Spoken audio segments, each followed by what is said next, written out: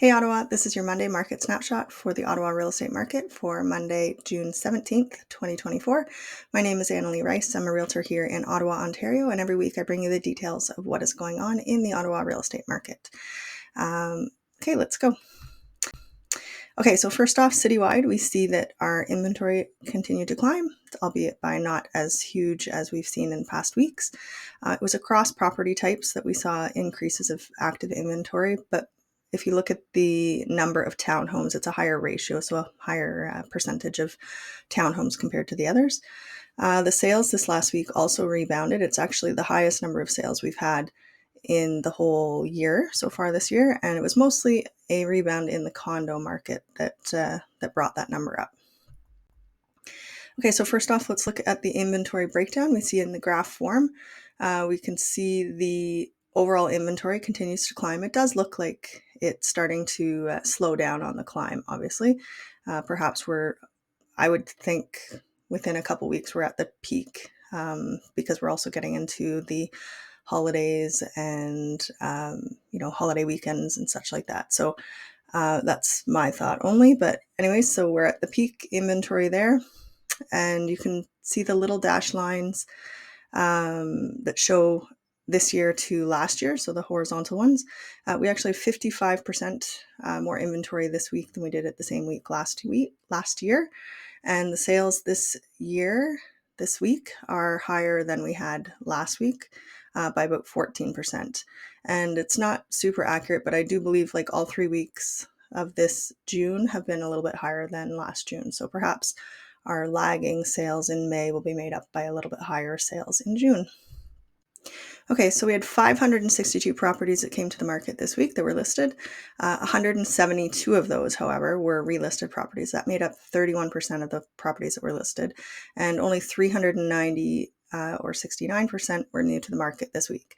Now you can see the yellow line, it continues to be very, very high. It's higher than we had last year. That's the overall number of properties that came to the market.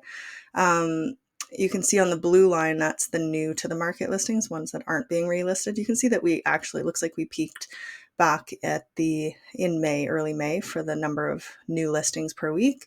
And they're still high. You can compare it to last year's peak. We were definitely, we're having more new listings than we did last week, but we can also see the sales right now are continuing to climb there, like they're sort of at a peak, versus if you look at June last year, we were already on the way down for the number of sales per week. So, but the big thing is that a lot more properties are being relisted. That's that gray line at the bottom, and you can see that it's sort of on a steady incline there.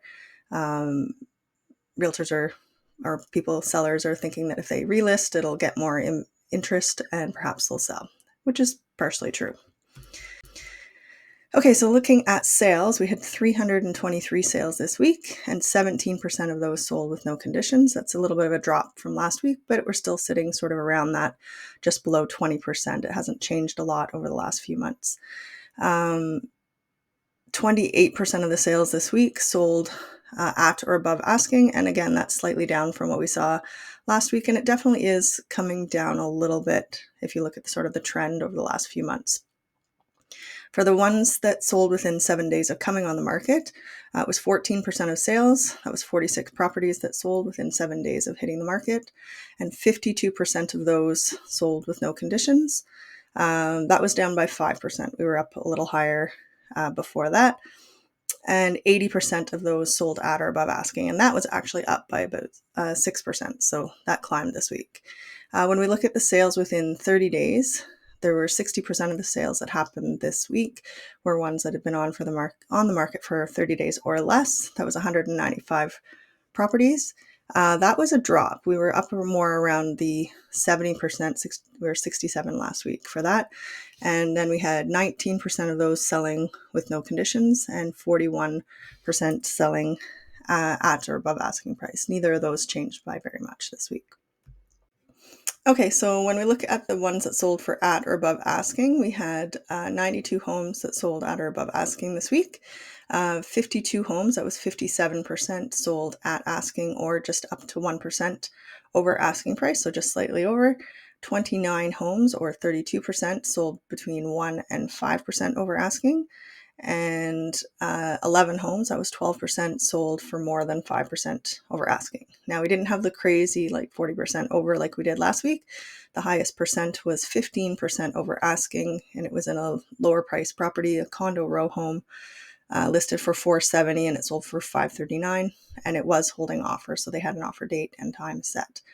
The highest dollar value over was a nearly $1 million home, it was listed at $998, and it sold for $1,105,000, so it's $107,000 over asking, and they too were holding offers. And in that case, I'd say that they probably chose that $998, or you could do $999, basically to be listed just below that million. It definitely gives you more eyes, and so they probably knew it was going to sell for over $1 million, but by pricing it just below $1 million, you get a lot more visibility on it. Obviously, it worked in that case. I did look at those 11 properties that were selling for more than 5% over, and it was about half. It was 5 out of 11 had set offer dates and times. So that was just an interesting thing that I noticed. None of them were like drastically underpriced though. Okay, so let's zoom in and see what happened in the different areas of the city. So first off, in the central urban region, we had increase in mostly just the condos for active inventory, steady for detached, and just slightly up for towns. And sales were up across detached and condos, mostly condos, and steady for towns. In Canada and Stittsville, we had increase for detached and towns, just a slight decrease for the number of condos on the market this week. And then the sales were up for both detached and towns and steady for condos.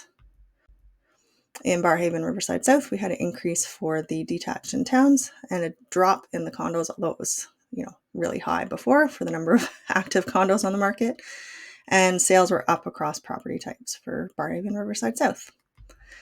And in Orleans, we have a increase in active inventory across property types this week, just slightly, and a drop across property types for the number of sales. Although it looks like last week they just had sort of a peak of a lot of sales across property types, because those are all pretty solid numbers for the number of sales in Orleans.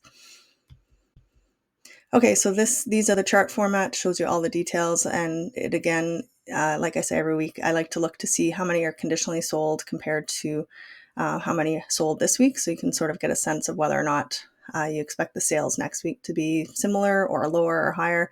In this case, I think for detached, we're probably going to see a bit drop of the number of sales next week. And the same thing for towns. We've got a few fewer conditionally sold properties this week than sales, so it's possible that the number of sales could drop a little bit.